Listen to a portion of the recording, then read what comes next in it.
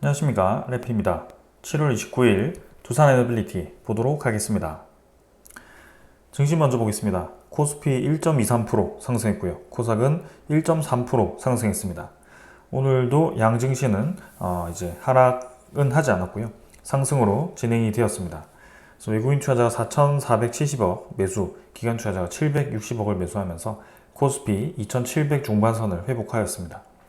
코스닥도 외국인 투자자 1,000억, 기관 투자자 460억 매수하면서 800선을 회복하면서 진행이 되었습니다.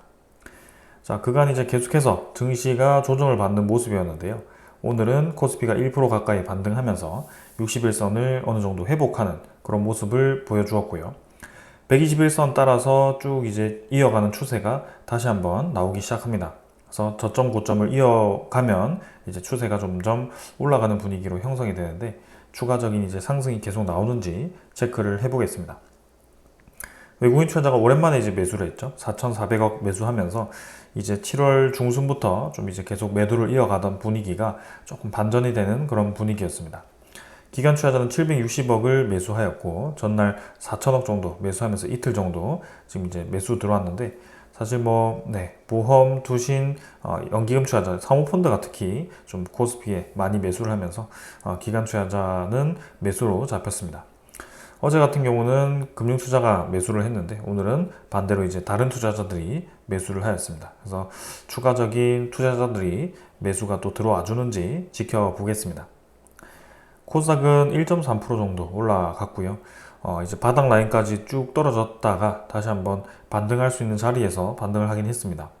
그러나 여전히 이제 코스닥은 아래로 내려가는 분위기죠. 그래서 저점도 낮춰지고 있고 고점도 낮춰지고 있기 때문에 아직까지 본격적인 반등이 시작됐다라고 보기는 어렵고요. 외국인 투자자 1,000억 정도 매수, 기관 투자자 460억 매수했는데 최근에는 이제 기관 투자자가 조금씩 지금 매수를 하고 있긴 합니다. 대부분이 금융 투자발 이제 매수세라서 좀 그렇긴 합니다만 이전과 좀 다른 움직임이 나오기 시작했다는 점이고, 다음 외국인 투자자는 매수 매도를 반복하고 있기 때문에 그게 우리가 중요하게 생각할 필요는 없을 것 같습니다. 자, 그래서 이번 주 이제 시작을 상승으로 시작했는데 계속해서 이제 증시가 반등을 하면서 진행되는지 좀 체크를 해보겠습니다. 해외 증시도 이제 다우 나스닥은 상승으로 진행이 되었었고요. 니케이도 오늘 2% 가까이 반등하면서 글로벌 증시 분위기가 괜찮게 진행이 되었습니다. 환율은 3.3원 정도 하락했고요. 1382원으로 진행이 되었습니다. 그래서 계속해서 1380원대는 꾸준히 유지를 하고 있기 때문에 지금 당장 환율이 어떻다 저떻다 라고 얘기하기에는 좀 애매한 위치에 계속 있습니다. 그래서 분명히 이제 글로벌 증시는 반등을 하는 분위기, 그 다음에 금리 인하는 이제 곧 시작될 걸로 보여지는데 그 인하 시기에 맞춰서 이제 내릴 것인가, 아직까지는 별다른 반응은 보이지 않고 있습니다. 그래서 원 달러는 여전히 좀 높게 유지가 되고 있고 이게 분명히 떨어질 것 같은데 원 달러가 떨어질 때 우리나라 증시도 좀 이제 원화 가치가 올라가면서 좀 올라가는 분위기로 형성되지 않을까 싶습니다. 그래서 우리나라도 이제 금리에 대한 인상을 고려해야 될 때, 인하를 고려해야 될 때고요. 거기에 맞춰서 어떤 방향으로 가는지 좀 체크를 해보겠습니다. 그 다음에 이제 지수 선물 보겠습니다. 선물 지표는 미국 증시 0.6% 정도 올라가고 있고 유럽 증시도 지금 한 0.5%, 네, 그 다음에 0% 정도 보합 수준이네요. 프랑스가 오히려 떨어지고 있기 때문에 크게 지금은 유럽 증시는 반등을 크게 하지는 않고 있습니다. 원자재 가격은 국제유가 77달러 수준, 그 다음에 천연가스 2달러 수준으로 좀 내려가는 분위기이긴 합니다. 네, 그래서 추가적인 이제 하락이 나오면 계속 체크를 해보겠습니다. 국채 금리는 떨어지고 있죠. 4.16%로 오늘도 이제 떨어지면서 고점을 찍고 점점 이 고점을 낮춰가는 분위기가 형성이 되고 있습니다. 그래서 한 달 동안 이제 올라갔다 떨어졌다가를 반복하면서 결국에는 최저점 라인까지 지금 국채 금리가 다시 떨어진 분위기고 이제 추가적으로 하락을 하면서 이제 이런 수치들이 정상화되는 방향으로 가는지 보도록 하겠습니다. 자, 그래서 오늘은 간단하게 이렇게 증시 좀 살펴보았고요. 네, 종목으로 넘어가도록 하겠습니다. 두산 에너빌리티 보겠습니다. 340원 하락해서 1.8% 정도 하락했고요. 18,530원으로 마무리되었습니다. 자, 오늘도 하락을 했고요. 네, 코스피는 이제 반등을 좀 했는데 두산에너빌리티는 반등하지 못하고 오히려 하락하는 모습이었습니다. 그러나 뭐 관련 테마들도 크게 올라가지 않고 이제 하락 상승 뭐 거의 부합 수준으로 다들 진행이 되었고요. 뭐 1.8% 떨어졌다고 해서 우리에게 큰 의미가 있었던 날은 아니었던 것 같습니다. 자, 거래량이 이제 줄고 있습니다. 시간 외 거래도 줄고 있고 일별 거래도 감소해서 이제 수렴을 하는 분위기로 가고 있습니다. 그래서 340원 하락하고 뭐 0% 하락하고 계속해서 뭐 특정 날에 좀 4%, 3% 이렇게 떨어진 날이 있긴 하지만 계속해서 뭐 가랑비에 옷 젖듯이 천천히 떨어지고 있는 그런 분위기거든요. 그래서 지금 이제 6,300만 주 거래가 터지고부터 한 10% 가까이 주가가 좀 밀리긴 했는데 사실 이전에도 그러한 패턴이 계속 반복이 되어 왔었기 때문에 지금 뭐 특별한 상황은 아니다라고 저는 생각이 듭니다. 그래서 뭐 체코 원전 수주 이후에 또 이렇게 하락이 크게 나와서 좀 이제 애매하긴 하지만 뭐 결국에는 우리가 지켜보던 그 라인 안에 여전히 주가는 형성되고 있다라고 생각이 됩니다. 그래서 오히려 이제 뉴스케일 파워발 소식과 함께 갭으로 상승했던 이때부터 이제 이 사이클이 좀 시작됐다라고 보여지고 지금 뭐 적절한 수준에서 주가 하락을 멈추고 다시 올라가 준다면 크게 문제는 없을 거라고 보고 있습니다. 그래서 뭐 이번 주의 흐름을 좀 더 봐야 되겠지만 분명히 이제 하락을 멈추는 시기가 올 거고요. 그때 반등을 이제 어떻게 하는지 좀 지켜보는 것이 중요해 보입니다. 그래서 정말 이제 바닥 깨고 쭉 떨어질 것처럼 떨어졌다가도 이렇게 또 연속적으로 주가가 올라가는 경우도 충분히 있었고요. 지금 뭐 우리가 이 차트 며칠 가지고는 예단하기는 어렵거든요. 그래서 일단은 네, 거래량이 이제 줄어든 상황이다라고 보시고 수렴 구간이 왔을 때 주가가 어떤 방향으로 흘러가는지를 체크를 하면 될 것 같습니다. 자, 그 다음 이제 네, 투자자 수급입니다. 수급은 외국인 투자자 오늘 뭐 크게 변화 없었습니다. 26,000주 정도 매수했고요. 기관 투자자는 94,000주 정도 매도를 하였습니다. 그래서 금융 투자가 11,000주 정도 매수를 하였고 나머지 보험 투자자가 30,000주 정도 매도, 그 다음에 연기금 투자자가 88,000주 정도 매도를 하면서 확실히 연기금 투자자는 지금 많이 빠져나가는 분위기로 형성이 되고 있습니다. 그래서 이전에는 이렇게 연속적으로 빠져나가는 분위기가 형성이 되지 않았었는데 지금 이제 합병에 대한 발표 이후에 연기금 투자자는 꾸준히 두산에너빌리티를 매도하는 모습을 보여주고 있고요. 그 나머지 투자자는 사실 뭐 크게 집중적으로 매도하고 있다라고 하는 투자자는 뭐 보험 투자자 요 정도밖에 없는 것 같습니다. 투신도 뭐 매도한다면 매도할 수 있긴 하겠지만 사실 투신 투자자는 체코 원전 수주 발표 이후에 차익 실현 물량이 대부분이었기 때문에 그렇게 보기엔 좀 어려운데요. 오히려 이제 연기금 투자자가 좀 장기적으로 이탈하는 건 아닌가 조금 우려스럽기도 합니다. 외국인 투자자는 다시 좀 차분하게 형성이 되고 있고 지금 이제 주요 수급이 외국인 투자자였기 때문에 이 수급이 어떤 방향으로 가는지 좀 체크를 해보도록 하겠습니다. 자, 그래서 공교롭게도 계속해서 공매도 잔고 늘어나는 분위기인데 그 공매도 잔고와 함께 매도로 계속 잡히고 있는 세력이 외국인 투자자가 아닌 연기금 투자자거든요. 근데 이 공매도 수급이 계속 어디서 나오는지가 저는 참 궁금합니다. 그래서 오늘도 보시면 170만 주까지 공매도 잔고가 이제 늘어나는 모습이었고요. 점점 이제 공매도 잔고가 늘어나는 분위기, 지금 한 30만 주 수준에서부터 170만 주까지 140만 주에 대한 매도가 나왔는데요. 이제 투자자 수급에서 최근에 140만 주 가량을 지금 이렇게 꾸준히 매도를 하고 있는 수급은 사실 기관 투자자, 특히 연기금 투자자라고 좀 보여집니다. 그래서 그 나머지 수급들은 사실 매수했다가 매도했다가 좀 반복하는 수급도 좀 있었고요. 집중적으로 이제 이 18일, 19일에 매도했던 투자자들이 대부분이었기 때문에 저렇게 이제 지금까지도 공매도 잔고가 꾸준히 늘어난다라고 하는 것은 이렇게 꾸준히 매일 매도를 하고 있는 연기금 투자자로 좀 의심이 되기도 합니다. 그래서 어떠한 의도를 가지고 저렇게 계속 공매도 잔고를 쌓아가는지는 모르겠지만 지금 이제 확실히 이전에 줄었던 공매도 잔고가 다시 늘어나기 시작했다. 그래서 원래 수준이 이제 400만 주, 500만 주 수준이었는데 그 수준까지 공매도 잔고를 계속 늘려가는지를 좀 한번 체크를 해보도록 하겠습니다.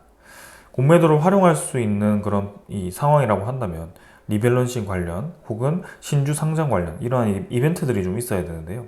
지금 이제 두산에너빌리티의 합병 이벤트를 활용하기 위해서 공매도 잔고를 늘린다라고 한다면 사실 오히려 주식 수가 감소하는 입장이기 때문에 저는 이제 제 이 생각으로는 가능한 부분이 없다라고 생각이 되는데, 저 공매도 잔고가 왜 늘어나는지는 아직도 의미를 파악하지는 못했습니다. 그래서 한번 좀 이 공매도 잔고를 한번 생각을 해보려고 하고요.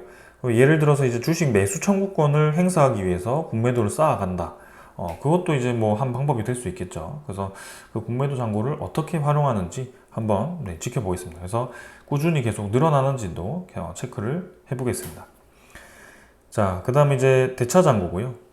대차 잔고는 지금 뭐 시간이 되지 않아서 나오진 않았는데요. 뭐 크게 많지 않을 것 같고요. 한 1,400만 주 정도로 진행 중입니다. 그래서 지금은 공매도 잔고가 좀 더 주목이 되기 때문에 이번 주 내내 계속해서 체크를 해보겠습니다. 추적 물량은 뭐 동일했습니다. 거의 비슷했고 전날도 크게 매수 매도 없었고 21.5% 수준 유지 중입니다.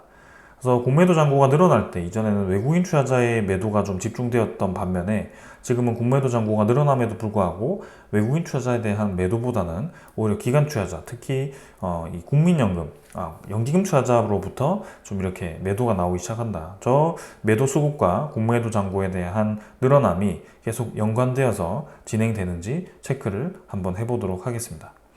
그래서 아까도 말씀드렸다시피 공매도를 활용한 움직임들을 제가 이제 두산에너빌리티를 오랫동안 리뷰하면서 많이 보아왔습니다. 그래서 그동안 유상증자 신주가 상장되거나 그 다음에 합병 관련된 신주가 상장되거나 그런 옵션 만기가 있거나 MSCI 리밸런싱을 통해서 그런 대량 만기에 이 동시호가에 엄청나게 많은 거래가 있거나 이러한 상황에서 공매도 잔고가 급격하게 변화하는 것을 많이 보았습니다. 그래서 이번에도 그 공매도 잔고를 쌓아서 분명히 이제 합병을 통해서 이게 떨어져 나간다라고 하면 공매도를 오히려 상환해야 되는 입장인데 지금 저렇게 쌓아간다는 것은 분명히 공매도를 활용할 의지가 있다는 것이거든요. 혹은 주가를 찍어 눌려서 공매도에 대한 수익을 얻겠다. 그러기에는 사실 두산에너빌리티의 이 주가가 엄청나게 급락을 하고 있지는 않습니다. 그래서 그 급락보다는 지금 다른 의미의 공매도 잔고가 계속 쌓여가고 있다라고 보여지고 있고 그게 어떤 의미를 가질지는 조금 더 시간을 두고 보자라고 말씀을 드리겠습니다. 자, 그래서 오늘도 수급 뭐 크게 변화 없었고요. 지금은 우리 입장에서는 가장 중요한 것은 합병이 이제 어떻게 진행되느냐, 그리고 체코 원전과 관련된 그런 소식들이 이제 본계약으로 가면서 이제 기다려지는 그런 웨스팅하우스와의 합의라든지 아니면 테멜린 원전의 2기 추가 수주 소식이라든지 이러한 소식들을 기다리면 될 것 같다라는 생각입니다. 그래서 오늘은 사실 뭐 특별하게 제가 뭐 원자력 관련해서 혹은 이 에너지 산업 관련해서 전달드릴 사항은 없었습니다. 그래서 오늘 주요하게 전달드릴 이 소식들이 있는데 매수 청구권에 대한 소식입니다. 그래서 이 부분에 대해서 꾸준히 이제 질문을 하시고 좀 헷갈리는 부분도 많고 이 합병이 워낙 복잡하다 보니까 봐도 헷갈리는 그런 상황이 있을 거라고 생각이 됩니다. 일단 매수 청구권을 언제 어떻게 어떤 자격을 가진 사람이 행사를 할 수 있는지 그것부터 다시 한번 살펴보도록 하겠습니다. 합병 발표회를 7월 11일에 진행을 했습니다. 근데 7월 11일까지 들고 있었거나 7월 12일까지 매수해서 이 장 종료까지 들고 계셨던 주주들에게 이제 매수 청구권에 대한 권리가 생기게 됩니다. 그래서 그 매수 청구권이 권리가 생겼다라고 해서 내가 13일부터 매도를 했다가 다시 샀거나 아니면 13일에 매도했거나 이렇게 하면 그냥 청구권을 행사할 수 없는 그런 상황이 생깁니다. 그래서 합병에 참여할 수 있는 조건 7월 29일까지 또 이제 이 주식이 그대로 가야 되고요. 매수 청구권을 행사하기 위해서는 이 11일이건 12일이건 그 전에까지 이제 들고 있었어야 되고 그리고 그 이후에 주식을 하나도 건들지 않았어야 됩니다. 신규로 매수하거나 뭐 그런 거 다 필요 없습니다. 그냥 12일 전에 매수했던 주식이 지금까지도 계속 있어야 되고 그게 이제 9월 달까지 갔을 때 매수 청구권을 행사를 할 수가 있습니다. 근데 여기서 가장 중요한 거, 지금 이제 뭐 오케이, 이제 12일 전에 들고 계셨던 주주분들이 꽤 많았을 것 같고요. 갑작스럽게 이제 소식을 당했죠. 그래서 제 영상을 계속 보시는 분들은 지금까지 이제 주식 매수 청구권에 대한 자격이 웬만하면 다 있을 겁니다. 근데 하나 더 해야 됩니다. 이제 합병에 대한 반대 의사를 표시를 해야 됩니다. 그거를 9월 10일부터 9월 24일까지 반대 의사를 표시를 해야 되는데요. 전자투표로 진행을 하거나 뭐 증권사에 전화를 해서 반대 의사를 표시를 하거나 그렇게 반대 의사가 접수가 되면 그 이후에 이제 9월 25일부터 10월 15일까지 이게 매수 청구권이 행사가 됩니다. 근데 예를 들어서 9월 10일에서 9월 24일에 엄청나게 많은 반대 표집이 이게 집결이 되어서 여기서 합병이 이미 무산이 되었다. 그럼 9월 25일에 주주총회에서 합병을 이제 진행을 철회하겠다라고 하면 매수 청구권은 이제 없어지겠죠. 근데 예를 들어서 9월 25일에 합병표가 좀 모자라서 합병이 그대로 진행된다라고 하면 이제는 9월 25일부터 10월 15일까지 한 달간, 거의 한 달간이죠. 네, 그렇게 매수 청구권을 행사하시면 됩니다. 요거는 행사하지 않으면 없어지는 권리입니다. 그래서 매수 청구권이 자동으로 되는 게 아니기 때문에 본인이 직접 이 증권사에다가 매수 청구권 행사를 하겠다라는 의사를 표시를 해야 되고요. 그건 이제 저도 처음 해보는 거기 때문에 나중에 이제 그 시간이 되면 다시 한번 좀 자세하게 다뤄보도록 하겠습니다. 그래서 지금은 기간만 잘 알고 계시면 될 것 같고요. 내가 매수 청구권 행사하겠다 하면 그냥 지금 매도 절대 하면 안 되고 그냥 들고 가셔서 합병 반대 의사를 꼭 진행을 해야 됩니다. 9월 10일부터 9월 24일까지 그렇게 진행하시면 됩니다. 매수 청구권 행사하면 바로 돈이 들어오나요? 그거 아닙니다. 한 달 이내에 이제 계좌에 이제 들어오게 되는데 한 달 정도에 이제 공백이 생긴다라고 이해를 하시면 될 것 같고요. 근데 여기서 이제 가장 머리 아픈 게 이거죠. 매수 청구권을 행사하는 것까지는 좋은데 매수 청구권 자체가 내가 장내에 있는 주식을 파는 게 아니고요. 이게 장외로, 그죠? 장외로 두산 에너빌리티에다가 내 주식을 넘기는 겁니다.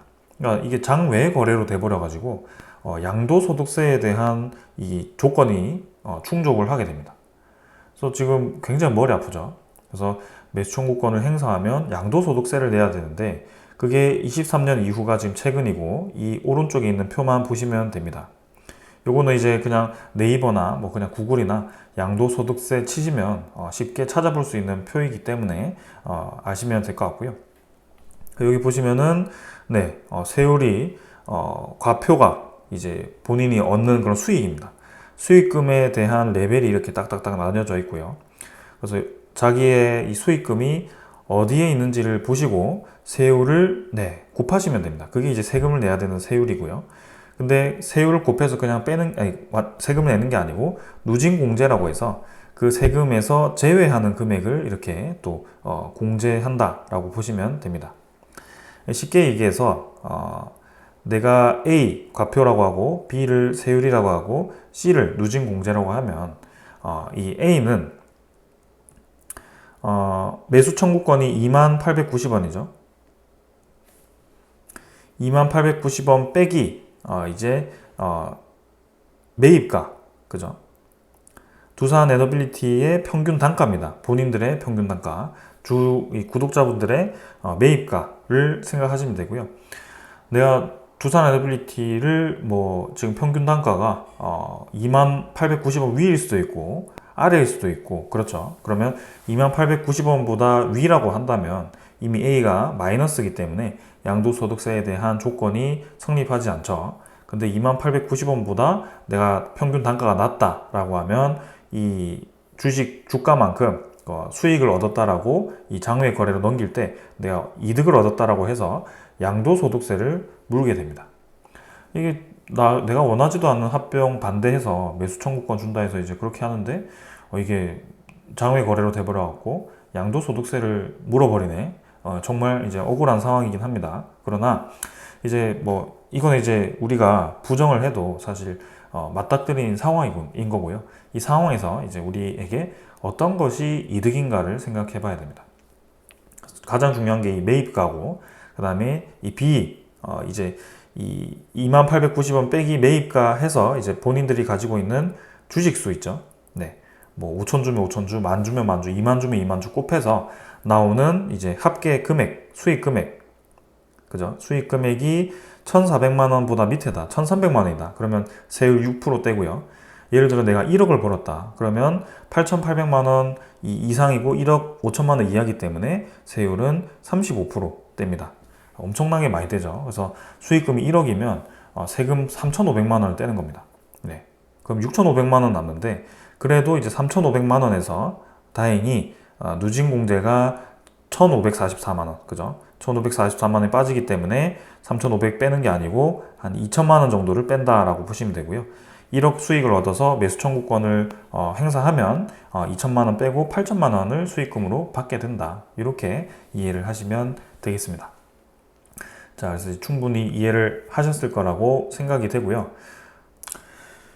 그렇게 양도소득세를 계산해서 지금 이제 현재 주가와 비교했을 때 이 상황이 어떻게 흘러가는 게 유리한지 판단해 보시기를 바라겠습니다. 자, 그 방법은 다시 한번 알려드리겠습니다. 자, 매수 청구권 가격이 2890원입니다. 2890원 빼기 내 매입가, 이거는 평균 단가입니다. 그래서 매입가 곱하기 나의 주식수를 해서 나온 수익금을 아까 그 표에서 계산해서 이제 내 세율이 나오죠. 네. 세율을 계산할 때 1 빼기 세율로 하시면 이제 내가 남는 이제 돈이 되죠. 거기에다가 아까 누진공제 금액을 더하시면 됩니다. 그러면 이제 내가 이 매수 청구권을 행사해서 얻는 이제 수익금이 총 구해지게 되고요.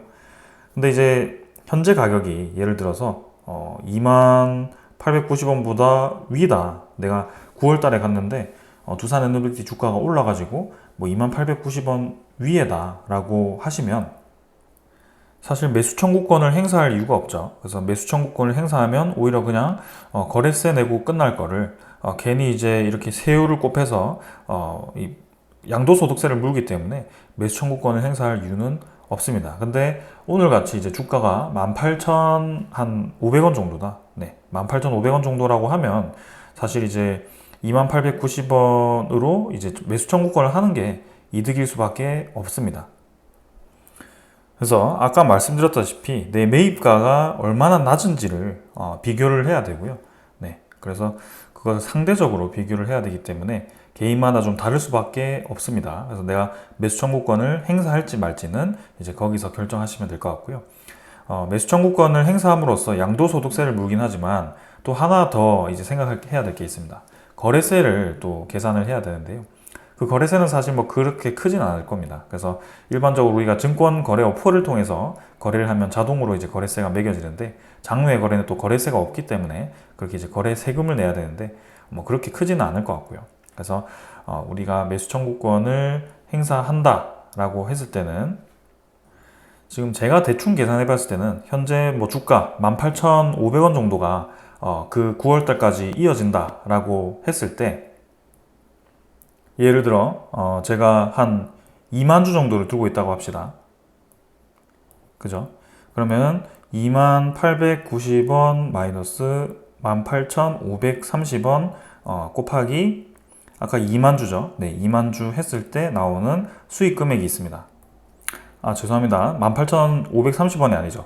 제 단가를 써야 되죠, 여기. 제 단가가 예를 들어서 만원이라고 합시다. 그래서 만원이라고 했을 때 이제 2890원 마이너스 내 평균 단가 만원에 이제 2만 주 제가 엄청 많이 들고 있다고 합시다. 그럼 이제 평균 단가 만원에 2만 주를 가지고 있는 제가 매수 청구권을 행사했을 때 이 수익금은 2억 1,780만 원 정도가 됩니다. 그죠? 그러면 아까 그 표에서 2억 1,000만 원 정도의 수익을 얻었을 때 양도소득세가 얼마였죠?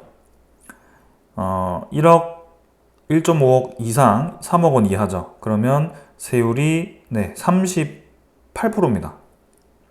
어마어마하게 많이 떼죠. 그러면 아까 2억 1,780만 원에서 세율이 이제 38%니까 여기까지 이해되셨나요? 네.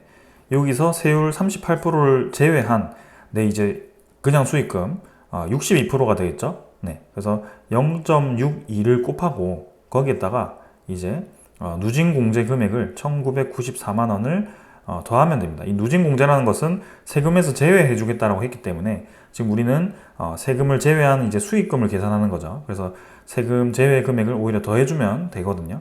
그래서 다 더하면 이제 값이 1억 5,490만 원 정도가 나옵니다. 1억 5,490만 원, 그죠? 97만 원 정도 나오네요. 그럼 지금 이제 제가 평균 단가 10,000원에 매수 청구권 2만 주를 진행했을 때 얻을 수 있는 세금 다 떼고 양도소득세 다 떼고 얻는 수익 금액이죠. 근데 지금 이제 예를 들어 아까 현재 주가가 18,500원일 때 내가 이제 양도소득세 이제 내기 싫어서 그냥 이제 매도를 한다라고 봅시다. 그러면 18,500원에다가 2만 주죠. 18,500원에 내 평균 단가 만 원이죠. 10,000원 빼기 이제 2만 주를 곱하면 1억 7천만 원이 나옵니다. 그죠? 그러면 괜히 이제 매수 청구권 활용해서 세금 다 떼고 1억 5,400 남고 그냥 지금 18,500원에 팔았을 때 1억 7천 남고 이렇게 되면 오히려 이제 매수 청구권을 행사하지 않는 게 우리에게는 이득일 수 있다는 거죠. 그럼 이 주가가 평균 단가가 한 10,000원 정도 되는 사람이 지금 매수 청구권을 행사했을 때 더 이득이 되는 구간이 얼마이냐? 제가 역으로 계산했을 때 17,700원 정도가 됩니다. 그러니까 평균 단가가 지금 이제 10,000원 정도 되는 사람들이 현재 이제 두산에너빌리티가 지금 계속 떨어져서 17,700원 정도가 된다면 매수 청구권을 행사하는 게 더 이득이다. 그 많은 이 세율을 걷더라도 오히려 매수 청구권 행사하는 게 이득이 되는 구간이 곧 온다. 그러니까 회사 입장에서는 합병 성공시키겠다라고 계속하면 지금 주가가 더 내려가면 안 되죠. 그래서 18,500원일 때 이 사람들이 이제 주가를 비교했을 때 매수 청구권에 대한 그런 이득이 높아지는 구간이 사실 뭐 지금 근처에서 왔다라고 보셔도 될 것 같습니다. 그래서 지금 주가가 유지되면 매수 청구권을 행사하는 게 이득인 사람들이 대부분일 겁니다. 왜냐하면 아까 제가 말씀드린 2만 주 가까이를 들고 계시는 분들이 그렇게 많지도 않을 거고요. 특히 그 2만 주를 들고 계시는 분들 중에서도 단가가 10,000원까지 낮은 분들도 사실 적을 겁니다. 그래서 매입가가 사실 뭐 지금 이 현재 이 오래된 구간, 그죠? 요 근처라고 생각한다면 주봉으로 보겠습니다. 한 18,000원, 17,000원 요 언저리라고 생각한다면 사실 매수 청구권을 행사할 수밖에 없는 구간이다라고 생각하시면 됩니다. 반대로 더 떨어지면 매수 청구권 행사 계속 그냥 하면 되고요. 그럼 당연히 회사 입장에서는 매수 청구권이 부담스러울 수밖에 없죠. 수천억이 쌓이면 당연히 이제 반대 위험도 있고 수천억을 그대로 이제 매수 청구권으로 장외 거래로 그렇게 매입을 하는 것 자체도 부담스럽죠. 그래서 여러모로 이제 부담스러운 입장이 생기기 때문에 주가를 어떻게 해서든 올리던가 합병을 철회하던가 두 가지 중에 하나를 해야 됩니다. 자, 그래서 뭐 분명히 9월 달까지 주가를 올리려고 노력을 할 텐데요. 그것을 이제 어떤 식으로 할지 그리고 어떤 소스가 있길래 이렇게 무리수를 뒀는지를 참 저도 의문이기도 합니다. 그래서 이렇게 비난받을 것도 당연히 예측을 했을 것 같고 그렇다면 이제 비난을 무릅쓰고도 진행시킬 만한 확신이 있었다라는 것인데 그게 이렇게 이제 주가가 계속 떨어질 만한 그런 상황을 제공할 만큼 경영진들이 바보는 아닐 거라고 좀 생각이 들거든요. 그래서 뭐 한번 기다려 보겠습니다. 그래서 뭐 합병 구조에 의해서 투비가 이렇게 돼가지고 수직 지배 구조 리스크 해결하고 뭐 이 클러스터별 이제 따로 이제 세 파트로 나눠서 시너지를 극대화하고 각사는 본연의 사업에 포커스를 한다. 뭐 이런 이제 얘기를 하면서 이제 시설 투자에 대한 금액도 마련한다. 뭐 이렇게 이제 표현을 했는데요. 사실 꼭 굳이 이렇게 했어야 되나라는 생각도 좀 들거든요. 로보틱스와 밥캣에 대한 시너지를 합친다라고 했을 때 로보틱스 아래에 두산 밥캣이 갈 이유가 있나? 밥캣을 그냥 인적 분할하는 건 오케이, 그죠? 따로 떼서 두산 아래에다가 밥캣을 두도록 만들고 그 아래에 로보틱스를 넘기는 게 맞지 않았나. 두산 에너빌리티가 밥캣을 가지고 있기 때문에 두산 에너빌리티가 뭐 두산 쪽에 현물 출자를 하든지 아니면 두산이 그 지분을 사 가든지 그런 식으로 해서 아예 그냥 다른 가지를 만들어서 그 밑에다 붙이는 게 맞는 거 아니었나 이런 생각도 좀 듭니다. 그래서 보기 좋게 큐벡스를 그죠? 두산 밥캣에다 넘기는 겁니다. 두산 밥캣 현금 많으니까 현금으로 큐벡스 사가는 겁니다. 그렇게 두산 밥캣이 큐벡스 들고 밖으로 빠져서 인적 분할을 하고 그죠? 그럼 두산 에너빌리티 주주는 여기 75주 가지고 있고 25주 그죠? 두산 밥캣이 큐벡스 들고 나간 그 25주 들고 있는 겁니다. 거기에 부채 이제 끌고 나가서 같이 지금과 똑같은 상황이고 그걸 이제 두산 로보틱스 아래만 안 붙이면 되는 거죠. 그래서 그거를 두산 로보틱스를 붙이기 전에 이제 두산 에너빌리티 지분을 두산 지주사로 가도록 이제 만들면 되는 거죠.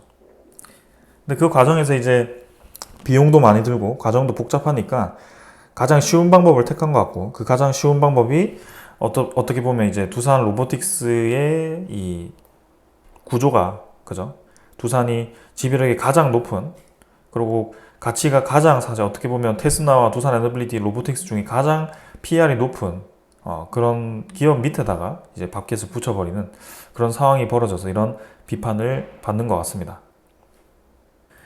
자, 그래서 뭐 제가 이 상황이 이제 어떻게 될지 예단하기는 어렵고요. 네, 지금 저도 이제 반대하는 입장은 분명합니다. 근데 주가가 갑자기 8월 달부터 해서 막 올라가기 시작해가지고 주가가 뭐 2만 1천, 2만 2천, 2만 3천 이렇게 올라가면 사실 뭐 매수 청구권 행사는 애매하게 되죠. 그래서 반대 의사를 표시했을 때 그 반대가 되느냐 안 되느냐가 9월 25일에 결정되기 때문에 그때까지 한번 우리가 좀 봐야 될 것 같다. 그래서 그 전에 우리가 우리의 평균 단가가 얼마고 우리의 주식 수가 얼마고 그거를 매수 청구권을 행사한다고 가정했을 때에 대한 금액과 현재 주가를 비교해서 어느 게 이득인가를 먼저 생각해 놓고 있으면 이제 9월 달에 가서 우리가 크게 흔들리지 않고 진행할 수 있다라고 보시면 되겠습니다. 자, 그래서 이 정도로 이제 합병에 대한 설명은 마무리하고요. 오늘 이제 매수 청구권에 대한 행사 방법, 그 다음에 매수 청구권을 행사했을 때 어떤 게 이득인지, 그리고 세율이 어떤 게 있는지, 세금 종류는 무엇인지 이런 것들을 좀 한번 살펴보았습니다. 자, 그래서 지금 이제 뭐 우리 내부의 적이 너무 많습니다. 네, 11차 정기본도 또 이제 국회 보고가 불발되고요. 네, 그 반대하는 이 세력들이 계속해서 원전이 잘 되는 꼴을 못 보네요. 네, 체코 원전이 뭐 덤핑이니, 네, 수주를 왜 했니 이런 수준으로 문책을 하니까 참 보는 입장에서도 눈살이 찌푸려집니다. 그렇게 얘기를 할 거면 수주하기 전에 입찰 시작했을 때부터 내기에 30조 하는 게 맞냐라고 물어봤어야지. 왜 굳이 이제 어려운 분위기 잘 이겨내고 수주를 해왔는데 이제 와가지고 숟가락 빼려고 그죠? 재 뿌리듯이 그런 식의 질의를 하는지 지금 와서 그런 질의를 하는 게 의미가 있는지 이런 게 참 그렇습니다. 그래서 일단 우리 주주분들은 지금 뭐 국내 시장 이런 건 뭐 진작 알고 투자를 했고 그리고 해외 시장을 보고 투자를 했기 때문에 체코 원전에 대한 과정에서 이제 웨스팅하우스에 대한 합의 소식이 들려오기만을 좀 기다리면 되지 않을까 싶습니다. 자, 그래서 뭐 합병도 지금 우리는 여러 가지로 고려를 했고, 네, 대처 방안 지금 마련하고 있고, 그리고 이제 웨스팅하우스 소송은 사실 제가 여러 번 말씀드렸지만 해결될 수밖에 없다라고 보고 있습니다. 그래서 그러한 가능성을 좀 보고 진행하면 될 것 같고요.